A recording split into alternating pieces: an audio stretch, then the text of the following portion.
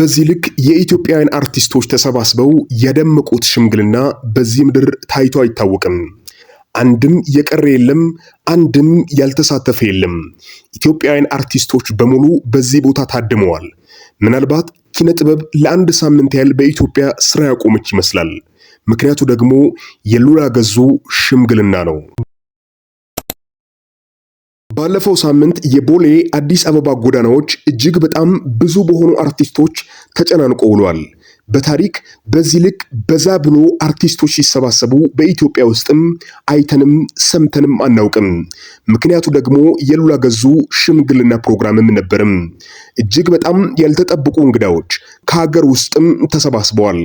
በጣም በቲክቶክ ላይ የምናውቃቸው የሚዲያ ፕሮግራም አዘጋጆች፣ የቴሌቪዥን ጣቢያ ፕሮግራም አቅራቢዎች እንዲሁም ደግሞ በድራማና በኢትዮጵያ ተከታታይ ፊልሞች ላይ እጅግ በጣም ስማቸው የገነኑ ይታያሉ ተብሎ የማይጠበቁም ሰዎች ታይተዋል።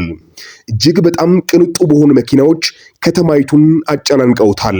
ምክንያቱ ደግሞ የሉላ ገዙ ሽምግልና ነበርም። ነገሩ ሽምግልና ብቻም አልነበረም። ምክንያቱ ደግሞ ቀድሞ እጅግ በጣም በሚያሳዝን ሁኔታ የቀድሞ ትዳሯን ያጣችው ሉላ ገዙ አሁን ደግሞ ፈጣሪ እጅግ በጣም በሚደንቅ የትዳር ህይወትም የካሳት ይመስላል።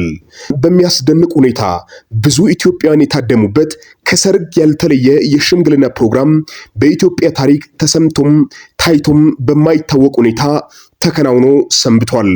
ይህንን አንዳንድ ሰዎች ይህማ ከፈጣሪ ዘንድ የመጣ በረከት ነው፣ እግዚአብሔርም ሉላን ሊያስባት አስቦ ይህንን ያደረገ ይመስለናል እንጂ በቀላሉ በዚህ ልክ ነገሮች ሊሆኑ አይችሉም ብለው ይናገራሉ። ይህንንም ደግሞ የሚሉበት ምክንያት የመጀመሪያው ቀድሞ ትዳር ነበራት፣ ሁለተኛው ደግሞ ልጆችም ነበሯት ብለው እንደ ምክንያት ያቀርባሉ። ነገር ግን ፈጣሪ ሊሰራ ሲነሳ ምንም እንደማያግደው ሉላ ግርማ ምስክር ሆና ለኢትዮጵያውያን አርቲስቶች እንዲሁም ደግሞ በብዙ አይነት ተስፋ መቁረጥ ውስጥ ላሉቱ እንደ ምስክር ሆና ቀርባለችም። ምክንያቱ ደግሞ በዚህ ልክ የተጋነነ በዚህ ልክ እጅግ በጣም ደስ የሚል የሰርግም የሽምግልናም ታሪክ ተሰምቶም ታይቶም አይታወቅም። ሁላችንም እንደምናውቀው ሉላ ገዙ በኢቢኤስ ቲቪ ላይ ስትመጣ ብዙ ሊያዩት የሚጓጉ ሊመለከቷት ደግሞ የሚናፍቁ ኢትዮጵያውያን እንቁ ወጣቶች እንዳሉ ታውቃላችሁ። የሰውነት ቅርጿ እጅግ በጣም ደስ እንደሚል ከብዙዎች አንደበት በተደጋጋሚ ይወራል። ብዙዎችም የቡና ቁርስ አድርገው ስሟን ሳያነሱ አይውሉም አያድሩም። ለዚህም ምክንያቱ ደግሞ ወደ ኢቢኤስ ቴሌቪዥን ከመምጣቷ በፊት በሞዴሊንግ ስራ እጅግ በጣም ታዋቂ እንደነበረችና በዛ ስራዋ ደግሞ ውጤታማ ሆና ያ ውጤትም ወደዚህ ስራ እንዳቀረባት ብዙዎች ይመሰክራሉ። ያለም መረጃ አለን። በዚህም ምክንያት እጅግ በጣም በቲቪው ትወደዳለችም። እንዲሁም እጅግ በጣም በሚያስደንቅ ሁኔታ ብዙ ሰዎች በሷ ፍቅር ላይ ወድቀው እንደሚሰቃዩም ይናገራሉ። ካለሷ ቴሌቪዥን መመለከት ዋጋ አይኖረውም፣ ካለሷ ኢቢኤስ ዋጋ የለውም፣ ካለሷ የሚሉ ወሬዎች እጅግ በጣም በብዛት ይወራሉ። ይህንን ደግሞ በእያለንበት ቦታ የምንሰማው ጉዳይ ነው። ታዲያ ይህች ድንቅ ኢትዮጵያዊት እጅግ በጣም የምትወደደው ሉላ ዛሬ ደስ የሚል የትዳር አጋር አግኝታ እጅግ በጣም በሚያስደንቅ ሁኔታ በሚገርም የሽምግልና ፕሮግራም አዲስ አበባን እያጨናነቀች ትገኛለች። ይህንንም የሚሰሙ ኢትዮጵያን አርቲስቶች ዋው እያሉ እየተደነቁ በሷ ምክንያትም ፈጣሪን እየባረኩ ይገኛሉ። ይህ መታደልም ነው። ይህ ደግሞ በፈጣሪ መመረጥንም የሚጠይቅ ነው። እንደሚታወቀው በብዙ ፍቅር ከእርሷ የተነደፉ ሰዎች ተስፋ ቆርጠው ከዚህ በኋላ እርሷ ባለትዳር ናት ብለው ማውራት መጀመራቸው እጅግ በጣም የሚያዝናና ወሬ ሆኖ ሊቀጥል ይችላል። ምክንያቱ ደግሞ ያልታሰበ ሲሳይ ሉላ ጋር ቀርቧል። ያልተገመተው ለሉላ ሆኗል። በሽምግልና ስፍራውም እጅግ በጣም የሚያዝናኑና እጅግ በጣም ደስ የሚያሰኙ ክስተቶች እንደተፈጠሩ በቦታው የነበሩ አንዳንድ አይን እማኞች የተናገሩት ነገር አለ። አንዳንዱ ያስቃል፣ አንዳንዱም ያዝናናል። ታዲያ በዚህ ልክ እጅግ በጣም ታዋቂ የሆኑ ግለሰቦች ቀለል ባለመልኩ የየራሳቸውን መኪና ይዘው ከተማውን እያጨናነቁ ክላክስ እየነፉ ሰፈር በደረሱ ጊዜ ሽምግልና የተላከላቸው ቤተሰቦች እጅግ በጣም በደስታ ቀይ ምንጣፍ አንጥፈው ተቀብሏቸው ጥያቄውንም እንደተቀበሉ ደግሞ በደስታ አብስሯቸዋል። በዛን ሰዓት ደግሞ እዛ የነበሩ አርቲስቶች ሁሉ በደስታ ብዛት እየፈነደቁ ሰፈሩን ሲያምሱት እንደከረሙ እንደቆዩ መረጃዎች ደርሰውናል።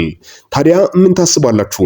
እጅግ በጣም የምንወዳት በብዙዎች ዘንድ ደግሞ በጣም የምትወደደው አርቲስት ሉላ የብቸኝነት ጊዜ በቅቶኛል፣ ከዚህ በኋላ ከባሌ ጋር ነኝ ብላለችም። ደስ የሚለው ከዚህ በኋላ ብቻዋን ስታሳደጋቸው የነበረውን ልጆችን አብሮ ሊያሳድጉ የተስማማ ብቻዋን ተወስደው የነበረውን ፈተና ሁሉ አብሮ ሊጋፈጣት የተዘጋጀ ድንቅ ባል አግኝታለችም። ከዚህ በኋላ ከባሏ ጋር ትራመዳለች። በከተማ ብቻዋ ስትርመሰመስ፣ ብቻዋ መኪና ስትነዳ፣ ብቻዋ ስትንቀሳቀስ ማየት ቀረ። እጅግ በጣም ከምትወደው ባለቤቷ ጋራ ከተቀበላት ባሏ ጋራ ትሄዳለች፣ ትመጣለች፣ በሰፋፊ አውራ ጎዳናዎችም ትመላለሳለችም። እጅግ ደስ የሚለው ልብ የሚነካ አንድ ንግግር በኢቢኤስ ቴሌቪዥን ፕሮግራም ስታቀርብ የተናገረችው የብዙዎችን ቀልብ እንደሳበ ታውቃላችሁ። የብቸኝነት ኑሮ እጅግ በጣም ከባድ ነው። ልጅን ለብቻ ማሳደግ እጅግ በጣም ያማል። ባለቤትን አቶ መኖር የመጨረሻ ከባድ ነው። ማንም ያንን ህይወት እንዲጋፈጠው አልመክርም ያለችውን ሐሳብ ሁላችንም የምናስታውሰው ነው። ታዲያ ፈጣሪ እንደ ካሳት በዚህ ታውቃላችሁ። ከዚህ በኋላ ብቻዋን ልጇን እንደማታሳድግ፣ ከዚህ በኋላ ብቻዋን እንደማትጋፈጥ፣ ብቻዋን አትወስንም፣ አብሮ ይወስናሉ። ብቻዋን አትወጣም፣ አብሮ ይወጣሉ።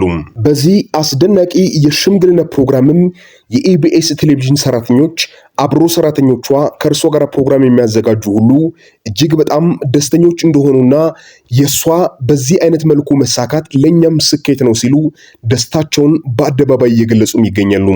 በቴሌቪዥን ፕሮግራሞቻቸውም ላይ ያላቸውን ሐሳብ እያቀረቡ ይገኛሉ። እውነታቸውን ነው። እጅግ በጣም ብዙ ኢትዮጵያውያን የኢቢኤስ ቴሌቪዥን የሚመለከቱት ኢቢኤስን ሉላ ስላለች እንደሆነ በብዙ ቦታዎች ይመሰክራሉ።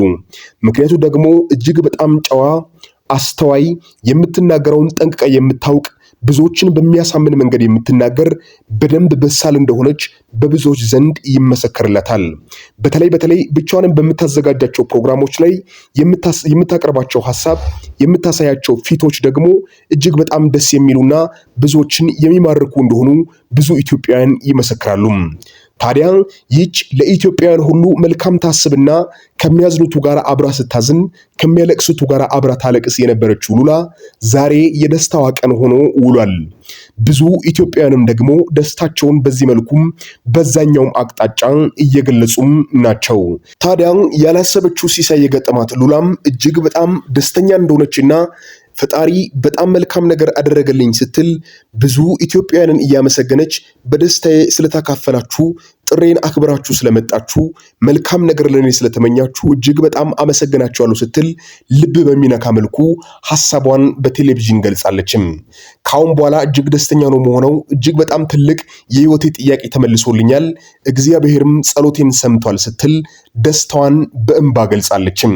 እኛም የደረሰንን መረጃ በዚህ አይነት መልኩ ለእናንተ አቅርበንላችኋል።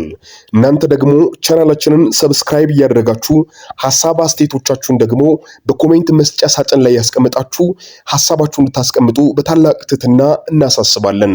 ቀጣይ ደግሞ በስፍራው የተፈጠሩ ምንድናቸው፣ ቪዲዮዎቹስ እንዴት ሆነው ነበር የሚሉትን ነገሮች አጠናክረን የምናቀርብላችሁ ይሆናል።